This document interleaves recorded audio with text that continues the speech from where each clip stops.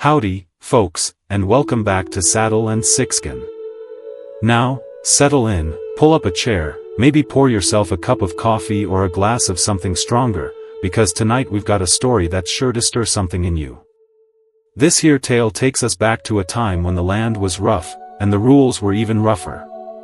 It's a story about courage, about kindness, and about finding a little bit of light in the darkest of corners. Before we get started, do me a favor, will you? If you're enjoying the stories we share here on Saddle and Sixskin, give that like button a click, and if you're new around here, why not subscribe? We'd be mighty pleased to have you join our little community. Tonight's story opens with a harsh scene, the kind that can make a man's blood boil. "You're coming with me," says a rancher, but not before we're shown a reason why the words ring out. Her in-laws have cut her hair and blackened her face. Can you imagine the humiliation? The sheer brutality of it? The first scream, sharp as a rifle shot, pierces the still air, stopping Eli Mercer dead in his tracks. He was just on his way to the blacksmith, minding his own business, thinking about a busted hinge on his corral gate. But that second scream, ragged and choked off too soon, that's what changes everything. Something deep inside Eli, something that had been dormant for years, is awakened by that sound. It's the part of him that recognizes fear, raw and undisguised. He turns toward the narrow space between the stable and the feed store, where shadows gather in the midday heat. A crowd is pressing in there, mostly women in their dusty gray skirts, and a few men lingering just far enough back to claim they weren't part of it. The air is thick with the sour smell of sweat and dust, and the murmurs of those watching are laced with a hunger that has nothing to do with food. It's a hunger for gossip, for drama, for the chance to feel superior to someone else. Have you ever seen that kind of crowd before? A mob mentality taking over good sense and basic human decency? Pushing through the onlookers, Eli finally sees her. A young woman, thin as fence wire, her cheeks smeared black as if she'd been dragged through soot, is being held on a rough stool. One hand grips the edge of the seat, while the other is wrenched behind her by a man whose stance is casual, but whose fingers bite deep into her arm. Her eyes don't meet anyone's. They're fixed on a spot in the dirt, as though looking up might make things even worse. Beside her stands a woman old enough to be her mother, broad across the shoulders and with a jaw sharp as a hatchet, brandishing a pair of shears. The metal flashes in the light just before the blades close on a thick lock of the girl's auburn hair. The strands fall to the ground, dull against the dirt. Another cut, another tumble of hair. The older woman's voice is like a lash, each word meant to sting, shameful, lazy, worthless. She speaks loud enough for the onlookers to hear, loud enough to etch her verdict into the air. Eli doesn't stop to think. He just acts, because sometimes, a man's got to do what's right, consequences be damned. Is this something you believe, too? Should a man do what's right, no matter what? Now, before we continue, remember that like button? And if you're enjoying our stories, subscribing ensures you never miss an episode. Your support helps us keep these tales alive. Eli steps forward, his boots grinding against the grit, and the mutters around him thin into a weary hush. His shadow stretches over the scene, swallowing the edge of the stool. The shears pause mid-cut, and the older woman looks up, her eyes narrowing. "She's coming with me," he says, his voice low and unhurried, but it carries like a distant storm. Quiet now, but promising something if you ignore it. A few in the crowd laugh, short and unsure. The man holding the girl tightens his grip, straightening as if he's been challenged. "Ain't your concern," he mutters. But Eli's gaze doesn't waver from the girl. "Stand up," he tells her, steady and plain, as if no one else is there. For a heartbeat, she doesn't move. Then, slowly, she lifts her eyes. They're the eyes of someone who's been struck too often to believe a voice could be gentle. The man shifts, his free hand brushing the butt of his revolver. Eli closes the space between them in 3 steps. His left hand comes to rest on the man's shoulder, not hard, not yet, but with the weight of a man who's moved cattle heavier than him. The man's stance falters. "I said," Eli repeats, "she's coming with me." The older woman scoffs, tossing the shears into a bucket with a clang. "You think you can just take her? She's ours by law. She married my boy. She belongs to us now." Eli lets the silence hang until it's uncomfortable. Not anymore. He pulls his neckerchief loose, worn soft from years in the sun, and drapes it around the girl's shoulders, covering the torn seam at her collarbone. It's a small thing, but it cuts through the moment like a clean wind. "Now, I am curious. Have you seen a time when a small act of kindness or generosity completely changed the dynamics?" She stands slow, unsteady, her knees trembling as though they might fold. Someone mutters in the back of the crowd, and the sound of boots scuffing against dirt follows them as they move aside. Eli doesn't look away from her until they're walking, his hand hovering just near enough to steady her if she stumbles. They step into the sunlight, the heat slamming down like a physical thing. Whispers follow, names, curses, guesses, but they slide off Eli like rain off oilskin. They reach his horse, tied at the post near the corner of the store. The gelding turns his head as they approach, ears flicking. The girl stops short. The saddle seems too high, the leap too far. Eli doesn't ask permission. His arm slides under her easily, lifting her like she weighs no more than a sack of grain. He sets her in the saddle in front of him, her spine rigid until his arm comes around to catch the reins. They move out at a walk, the steady rhythm of hooves marking the distance between them and the crowd. Eli doesn't look back, but he knows eyes follow them until the bend in the road takes them out of sight. Now, let's check on our viewers. Have you clicked like yet? Great! Are you a subscriber? Awesome! We all love hearing stories from folks who understand the West and what it was like, so join in the conversation with those of us who love a great, inspiring story. The town gives way to open land, sagebrush, dry creek beds, the horizon drawn sharp against the sky. She keeps her gaze ahead, her hands clenched in her lap, knuckles pale. A lock of hair, cut uneven, stirs against her cheek in the breeze. After a mile, her breathing slows, though she still sits stiff as a fence post. He can feel the tension in her back through the space between them. He says nothing. Words are a weight best added when a person is ready to bear them. The sun slides lower, shadows stretching long over the land. Somewhere in the distance, a hawk cries. Have you known a person who didn't speak much? Were they just quiet, or were they full of hidden knowledge? By the time they reach the edge of the dry creek, the sound of town has fallen away completely, replaced by the hush of wind through grass. The gelding steps down the bank, hooves thudding softly in the sand before climbing the far side. At the crest, Eli slows. The girl's head turns slightly, as if sensing something shift over the far ridge, faint as the line of a pencil against paper. 3 riders appear. They're too far away to make out faces, but their presence is a shadow across the gold of the evening. Eli's hand tightens on the reins. He feels her go still in front of him. The air between them is suddenly taut. Neither speaks, but in that quiet, both know this isn't over. The gelding's hooves find the narrow trail that winds away from the creek, climbing into country where the grass lies flattened by wind and the sky seems to rest heavy on the earth. The young woman sits in front of Eli, her shoulders taut, the borrowed neckerchief still clutched in one hand as though it were the only thing tethering her to the moment. She does not look back toward the ridge where those distant riders had been.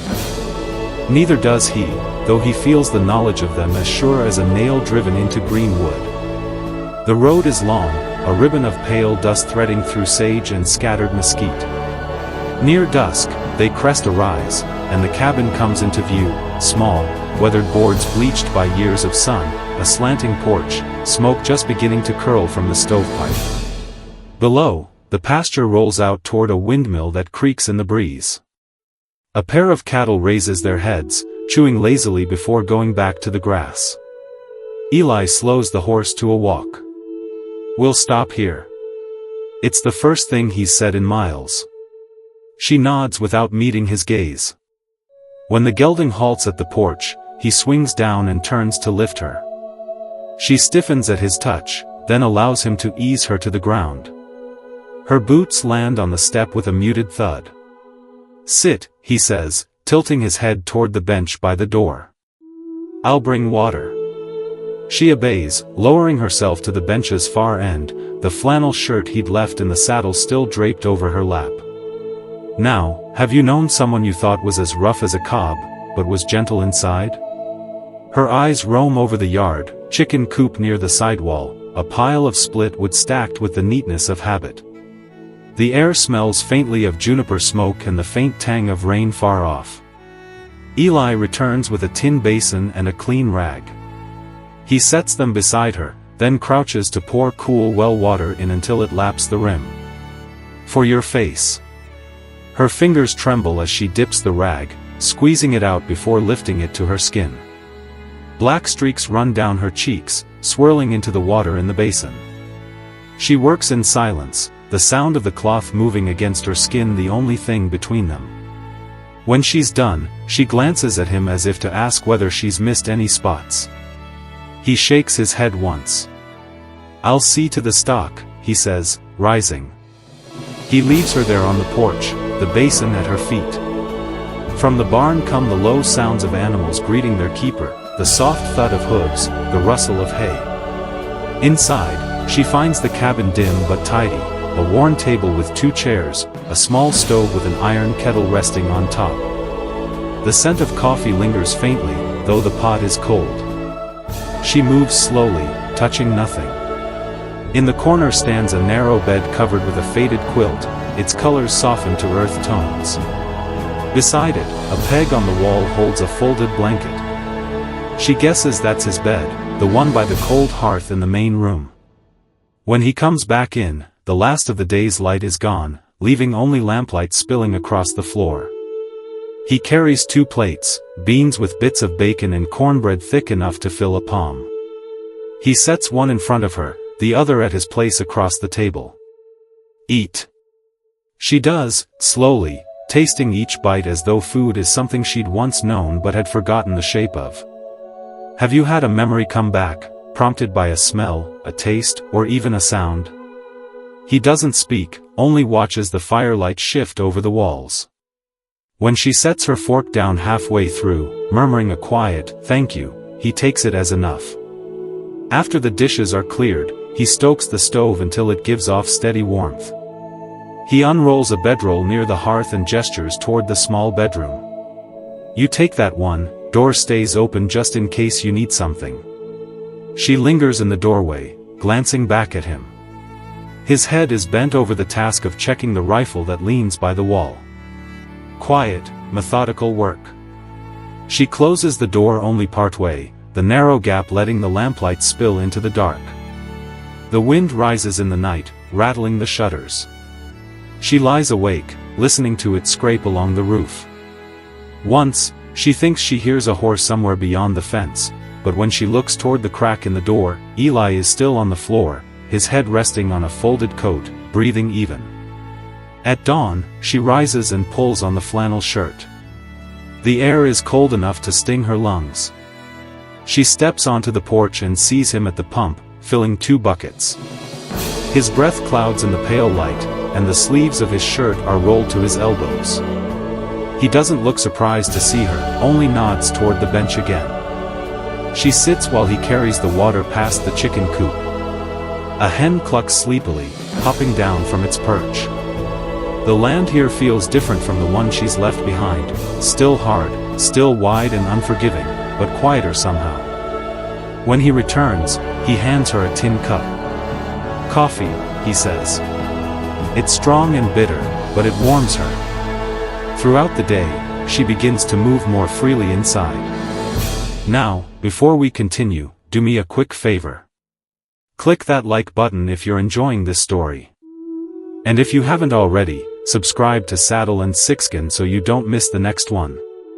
We've got a whole range of Western stories to share with you, from tales of gunfighters to accounts of everyday life on the frontier. She finds a broom by the wall and sweeps the porch, careful not to raise too much dust. She washes the basin and cup after breakfast, setting them upside down on a clean towel. Eli says nothing about it, though she catches him glancing at the kitchen once, his expression unreadable. Late that afternoon, she watches him from the porch as he mends a section of fence. The sun is sliding toward the horizon, painting the grass with amber light. He works steadily, his shoulders shifting under the weight of the post he sets into the ground. There's no wasted motion, no hurry. When he comes back, he leaves his hat on the porch rail instead of carrying it inside. She realizes she's never seen him without it in town. Without the brim's shadow, the lines around his eyes are more visible, lines carved by sun, wind, and long days alone. As evening falls, they eat again at the table, the sound of crickets drifting in through the open window. Afterward, he brings out a small jar of salve and sets it on the table between them. "For the scratches," he says, glancing at her cheek. She hesitates, then opens it. The smell of pine resin rises up, sharp and clean. That night, she leaves the bedroom door wider than before. The wind has quieted, and somewhere far off, a coyote calls. She lies awake for a while, listening to the faint creak of the rocker on the porch as Eli sits there, unseen, keeping watch over the dark yard. It's nearly sleep when the thought strikes her. How far they are from town, from those who had cut her hair and blackened her face. But distance doesn't always mean safety, and somewhere in that space between waking and dreams, she wonders if the riders on the ridge have followed the same road they had taken home. The days begin to find their shape. Mornings break with the sound of Eli's boots on the porch boards, the windmill turning slow in the cool air. Clara moves through the cabin with quiet purpose, keeping to the edges, her presence as light as the scent of wood smoke lingering from the stove. She speaks little, yet there's a shift, small, almost hidden, in the way her gaze lifts more often, how her shoulders no longer curl inward quite so much. It's on the third evening, while the kettle hums and dusk gathers at the windows, that her voice carries something more than necessity. She'd been sitting at the table, mending a tear in the flannel shirt, when she says without looking up, "You want to know why they did it?" It's not a question. Eli doesn't answer right away. He pours 2 mugs of coffee, sets one in front of her, and takes the chair opposite. "My husband's been dead near 2 years, she begins. The needle moves in her hand, steady despite the tremor in her tone. He was thrown from a mule while hauling timber, broke his neck before they could get him home." She swallows, and the pause is filled with the faint hiss of the stove. "I stayed on with his people. There was nowhere else to go. His mother, she had a way of looking at me like I'd taken something from her she meant to get back." She tells him how the work grew heavier with each season, how she was made to rise before dawn and sleep after the lamps burned low. The best cuts of meat kept from her plate. "They said I was bad luck. Crops failed, hens stopped laying. It was my fault, always mine." Her eyes flick up to him, then down again. "The first time they cut my hair, it was to humble me. This time." The thread tightens in her hands. "This time, they meant to break me for good. Has anyone ever made you feel less than you were? Did you find a way to get over it?" Eli sits still, his fingers loose around the mug, though the heat of the coffee barely touches him. "And they nearly did," he says, not as judgment, but as a plain fact. Her gaze hardens a little at that, though her voice stays low. "They don't like to be shamed in front of the town. You taking me, they'll see it that way." He doesn't argue. He's lived long enough to know the truth of it. The next morning, a boy from the store in town rides up on a thin mare, dust streaking his face. He hands Eli a folded scrap of paper, the edges smudged with dirt. The message is blunt: Clara's in-laws are claiming she's stolen clothes, silver, and a quilt, and that Eli has abducted her. The words drip with righteousness, but the intent beneath them is clear. She is to be returned, or they'll come for her. Eli burns the paper in the stove before Clara can see it. But that night, he checks the rifle by the door, makes sure the hammer moves clean, and stacks more wood closer to the porch. Clara notices. She always notices the small things, how his gaze cuts to the road more often, how he moves the lamp from the front window to a place less visible. She asks him once, "Are you expecting someone?" He doesn't meet her eyes when he says, "Some folks don't like being told no." She says nothing more, but her hands work harder the next day, hauling water without being asked, sweeping the porch twice over. It's as if she can brace herself with motion, keep the edges of fear from creeping in. That evening, the air carries the damp, metallic scent of rain far off. A wind comes up from the west, cool against the skin. They eat in near silence, the kind that holds more weight than weariness. Outside, the shadows lengthen over the pasture, the windmill groaning softly. When the light is nearly gone, Eli steps out to latch the barn door. From the porch, Clara watches him pause halfway across the yard, his head turning toward the road. He stands that way for a moment before finishing the latch and coming back inside. She doesn't ask what he's seen. But when she lies down later, she finds herself staring at the narrow crack of the open door, listening for a sound beyond the steady thud of her heartbeat. The following morning, she's kneeling by the garden bed, turning soil with a short-handled spade, when the wind shifts. It carries a faint, rhythmic thump, too heavy for the windmill's blades. She freezes, her hands still buried in the earth. The sound fades as quickly as it's come, leaving only the rustle of grass and the far-off call of a crow. Eli's voice comes from the porch. "You hear it, too." She looks up at him, the sun glinting off the edge of his hat brim. He's not asking, and she doesn't answer. By late afternoon, clouds have gathered over the ridge, piling dark against the sky. Eli brings in the wash from the line before the wind can tear it loose. The silence between them isn't empty. It's a shared thing, a rope strung tight between two posts. After supper, he sits on the porch with a rifle across his knees. Clara comes to the doorway, the lamplight from behind catching in the uneven edges of her hair. "If they come," she says quietly. "Have you ever feared that someone might come and take you away?" It won't be for talk, his jaw works once before he replies. Then they'll get what they came for. A gust of wind rattles the porch boards, carrying with it the dry scent of dust rising ahead of a storm. The first pinpricks of rain dot the steps. Somewhere beyond the edge of sight, a horse snorts, the sound low and muffled by distance. Clara's fingers curl around the doorframe. The weight of her in-laws' shadow stretches long over the land, and for the first time since she's left town, she feels the tightness in her chest return. Eli doesn't look at her, but his voice is steady. "Best get some rest." She stays there a moment longer, her eyes fixed on the dark horizon, where the shape of the land might just have hidden the slow approach of more than rain. The storm comes in with the morning, thick clouds rolling over the ridge like dark cattle driven hard. Wind rattles the shutters, lifting dust from the yard in sharp spirals. Eli moves with quiet purpose, tying the barn door against the gusts, setting the kettle to boil.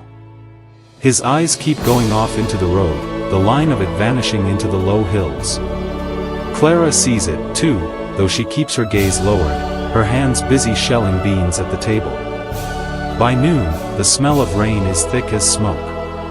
Eli steps out onto the porch, the rifle leaning against the wall beside him.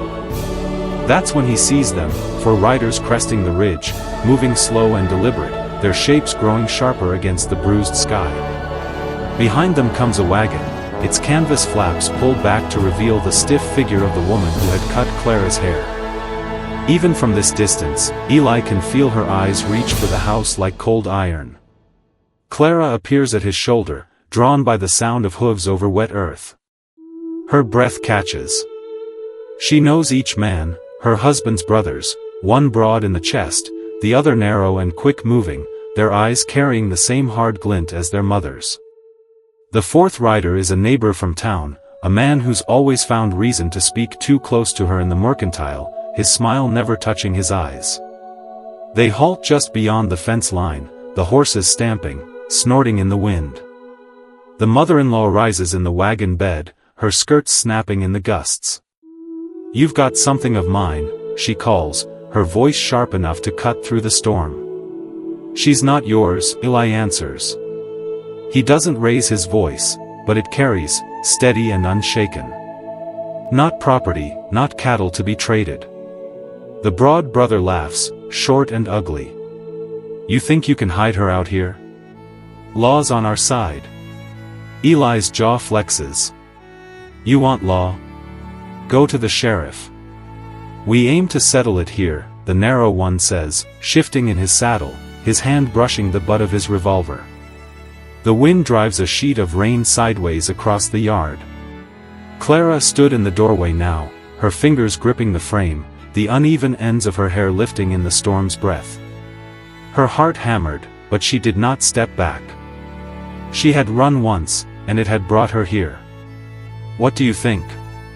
Should she run again?" The mother-in-law's eyes cut to her like a blade.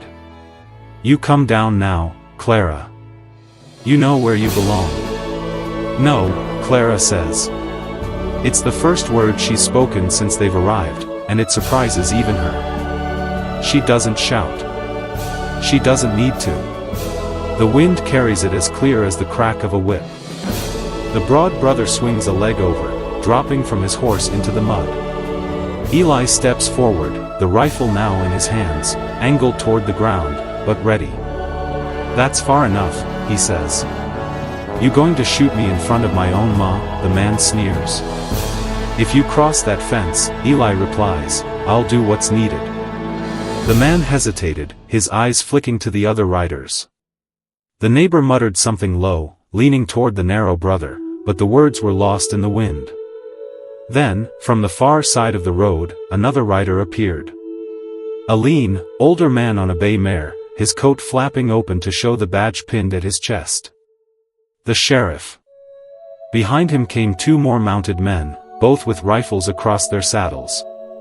The sheriff reined in, looking from Eli to the group at the fence.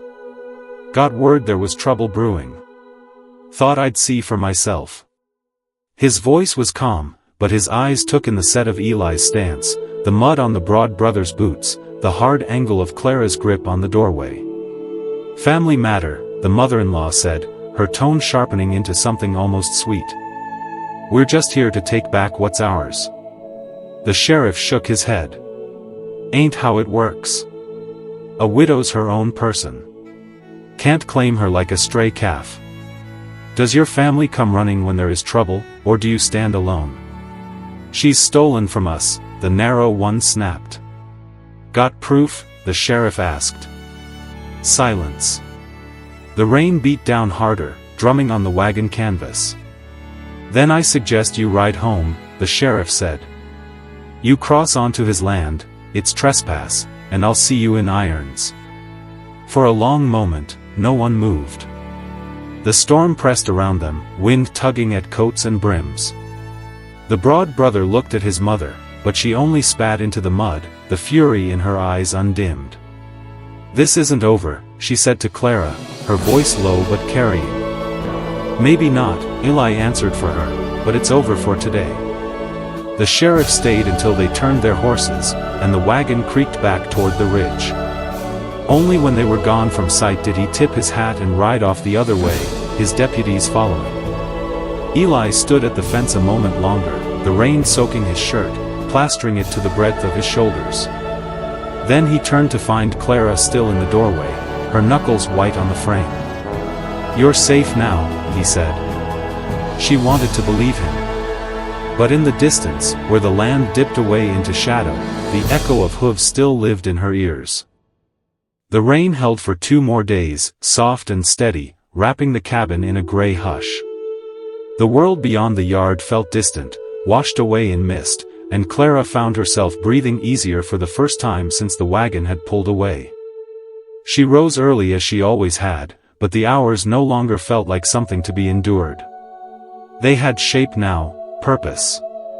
She fed the hens, swept the porch clear of damp leaves, and mended the seams in Eli's work shirts without being asked. Have you ever had a fear that won't go away, no matter what? Eli moved about the place in his quiet, steady way, never pressing, never crowding, but always there like the low hum of the windmill, a presence that could be relied upon without question. When the sun finally broke through, it lit the hills with a kind of light that made the wet grass shine silver. Eli was out in the pasture, leaning on the fence when she brought him a cup of coffee. He took it with a nod, the steam curling between them, his eyes tracking the cattle as they moved across the slope. "Won't be long before it's planting time," he said. She followed his gaze, feeling the ground steady under her feet. In the evenings, they began to share the porch. At first, she sat with her hands folded in her lap, watching the light drain from the sky. He might speak of a fence that needed mending, or a calf that had taken ill, and she would listen, offering a word here and there. Over time, her voice grew surer, weaving small threads of her own into the quiet fabric between them, what she remembered of the wild roses that used to grow behind her mother's house, the songs her father used to hum when mending harness. One night, as they watched the fireflies rise over the pasture, Eli stood and went inside. When he returned, he held a small wooden box. He sat back down beside her, setting it on the railing between them. "For when it's long again," he said, opening the lid to reveal a silver hair comb engraved with a pattern of vines and small blossoms. The metal caught the last traces of light, winking softly. She reached out, her fingers brushing the cool surface, and for a moment, she could not speak. The gift was not for adornment. It was a promise, quiet but unshakable, that her dignity would grow back along with her hair. Spring settled over the land in full, the cottonwoods bursting into green, the creek running high with snowmelt. Clara's hair, though still short, had softened at the edges, framing her face in loose waves. She moved easily now between the cabin and the yard, her steps light but purposeful. The tension that had once bound her shoulders had eased, though Eli still caught her scanning the horizon some days when the wind shifted. "What are the gifts you have given to a loved one?" Was one so impactful that it still brings a smile when the memory comes up? It was in late April when a rider came up the road, dust in his wake. It was the sheriff, his badge catching the sunlight. He dismounted slow, tipped his hat, and said, "Heard your in-laws have decided to let things be, sold the wagon. 2 of the boys have moved on." Clara listened without expression, but the breath she let out afterward was long and deep, as if she'd been holding it for weeks. That evening, she cooked a meal from the last of the winter stores, salt pork fried crisp, potatoes boiled and buttered, biscuits baked until golden. They ate in companionable silence, but she found herself glancing up at him more than once, a small smile tugging at her mouth. As the weeks turned, the work of the ranch pulled them into a rhythm that felt less like survival and more like living. She planted a row of beans in the garden, tucked seeds for squash and corn into the rich soil. Eli repaired the roof before the summer storms could come, his broad frame outlined against the sky as he worked. Some evenings, they'd sit by the creek, the water carrying the day's heat away in its constant murmur. It was on one of those evenings, the light gone soft and the air full of the scent of cottonwood buds, that Eli spoke without turning his head. "Don't reckon you plan on leaving now?" It was not a question. She let the words rest between them for a moment. "I don't reckon I do," she said at last. He glanced at her then, and the faintest smile touched his mouth. "Has anyone ever given you that quiet, comforting, knowing glance?" What did it mean? Summer arrived in a rush, the days stretching long under a high, relentless sun. Clara learned to ride the gelding, her skirts gathered to keep from tangling, her hair lifting in the warm breeze. Eli taught her to guide him with her knees, to read the lay of the land, to feel when the horse was ready to move and when it needed to rest. There was laughter sometimes, low, startled, and shared, when the gelding shied at a jackrabbit or splashed into the creek without warning. By August, the garden was full, the beans climbing high, the squash heavy on their vines. Clara's arms had grown strong from the work, her skin touched golden by the sun. Eli watched her one afternoon as she bent to pull weeds, the silver comb catching the light where she had finally worn it, holding back a wave of hair that had grown long enough to tuck. Something settled in him then, something that had been restless for years. It was on a day in early autumn, when the air had turned crisp and the cottonwoods were beginning to drop their yellow leaves, that he asked her to walk with him down to the creek. The sun was low, laying gold across the water. He stopped near the bend where the bank dipped into a shallow pool, the same place he had brought the gelding to drink when he'd first brought her home. "I figure you've had enough taken from you," he said, his voice low. "I'd like to give you something that can't be taken." She looked at him, the wind stirring her hair. "And what's that?" "My name." For a heartbeat, neither spoke. Then she smiled. Small, sure, and without hesitation. "Yes." They married 2 days later under the cottonwoods, a traveling preacher stopping on his way to the next town. There was no crowd, only the sound of the creek and the rustle of leaves overhead. She wore the flannel shirt beneath her best dress, the silver comb in her hair. Eli stood beside her, his hat in his hands, looking at her as though she were the first sunrise he'd ever seen. Afterward, they returned to the cabin, the porch bathed in the soft light of evening. She leaned against him, the scent of pine smoke drifting from the stove, the sound of crickets rising from the grass. The land stretched before them, wide and open, carrying the quiet promise of seasons yet to come. In the days that followed, the work went on, fences to mend, animals to tend, meals to cook. But there was a change in the air, subtle as the shift from summer to fall.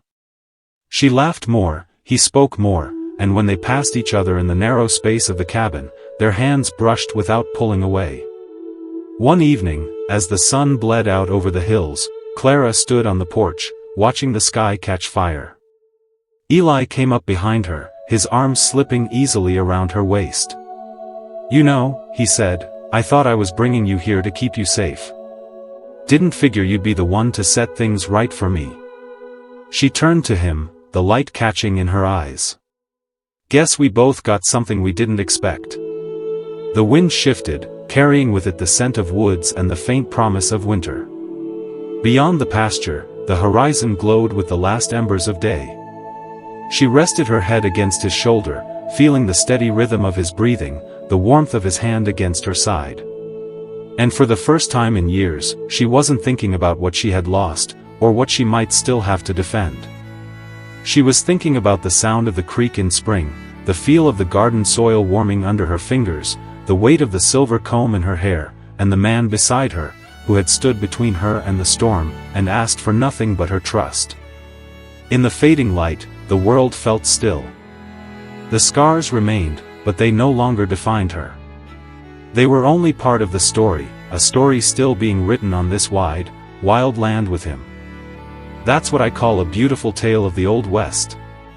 Now, before you go, remember that like button. And if you're enjoying our stories, subscribing ensures you never miss an episode. Your support helps us keep these tales alive. Sometimes a tale like this sits with you longer than you expect. A young woman, shorn and shamed, stood in the dust with nothing left but her will to endure.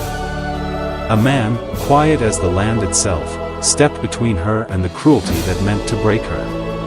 Together, they didn't just survive, they built something worth keeping. And now I want to hear from you. What stayed with you most? The moment he lifted her into the saddle without a word? The silver comb waiting for hair to grow again? Or the vows spoken under the cottonwoods with no one watching but the creek and the wind? If you've ever known what it is to stand by someone through storms or to be given back a piece of yourself you thought was gone, tell me in the comments. Where in the world are you hearing this story?